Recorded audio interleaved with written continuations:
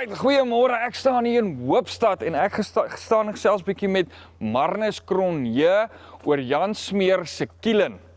Nou hierdie ouens gebruik hierdie goed nie om charcoal te verkoop nie, maar om dit te gebruik op hulle lande. Baie interessante storie. Kom ons hoor bietjie wat kan Marnus vir ons vertel hoekom hulle hierdie storie begin het.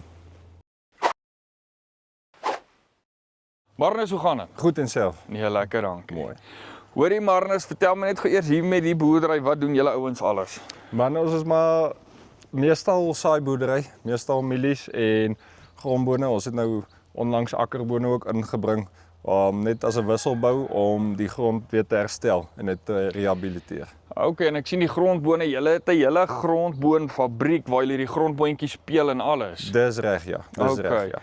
Hoorie, en toe jou oom nou besluit, oom Callie Snyman het toe nou besluit, hy gaan nou vir hom 'n kielen kry, maar nie om charcoal mee te maak vir die verkoop van dit nie, maar om dit in julle lande in te druk. Verduidelik my 'n bietjie van daai proses wat hy in gedagte het.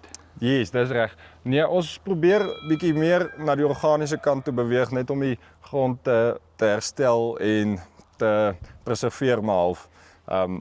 Dit net om die natuurlike goed weer terug te kry in die grond in. Toe het ons hierdie ouetjie aangeskaf. Die hoofding wat ons uit hom uitkry is die wood vinegar, houtasyn. So wat ons doen, ons ontbos al die bosse wat ons nie wil gebruik nie.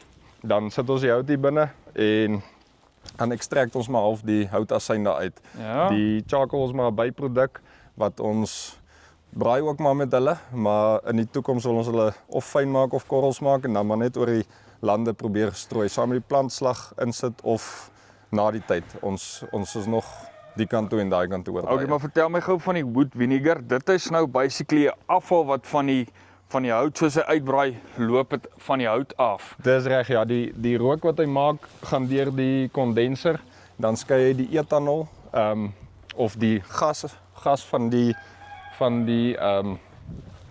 wat se naam is van die houtasyn af. Ja. Die gas sirkuleer dan weer terug en dan hou hy aan brand. So die gas loop so in 'n siklus, kan mens sê. Ja.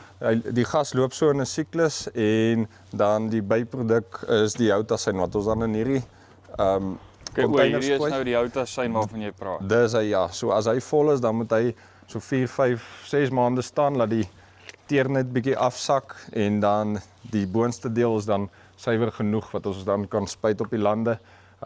Dit help maar vir wortelontwikkeling, help om die slegte organismes weg te jaag en die goeies weer terug te bring. Hoorie, en dan kan jy my gou 'n bietjie sê, hierdie Jan Smeer se diens rondom hulle produk ensovoorts, hoe vind jy dit? Nee, uitstekend. As jy hulle bel, dan is hulle daar. Jy kan hulle bel vir raad, vir produkte as jy kort, enigiets. Hulle is altyd Jan daar. Smeer staan in wanneer dit nodig is. Hulle staan in, die kliëntediens is top notch. Hoor jou Marnus, baie dankie. Dis 'n plesier. Right, en dis nou Marnus Cronje hier van SNC Graan wat nou 'n bietjie met ons gechat het oor die kielen. Wat baie interessant is, waarvoor hulle hom gebruik en hierdie wood vinegar, waarvoor hulle dit gebruik om dit in hulle lande in te spuit om bietjie meer koolstof en goed op te bou in hulle grond. Ongelooflik. As jy meer belangstel in hierdie produk, kyk op die link onder of bo, gesels bietjie met die ouens daar by Jan Smeer. Ek's Hanu van Farm Spice. Mooi dag.